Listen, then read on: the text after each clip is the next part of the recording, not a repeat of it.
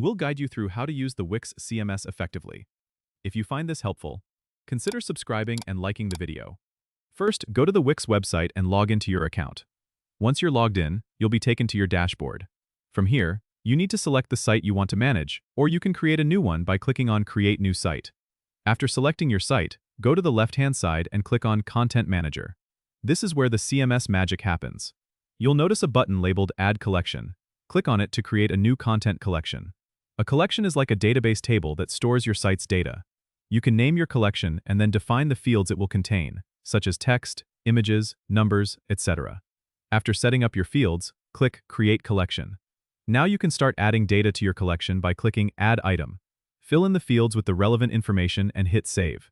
To display this data on your site, go back to your site's editor and add a repeater or dynamic page. Connect these elements to your collection by selecting Connect to Data and choosing the collection you just created.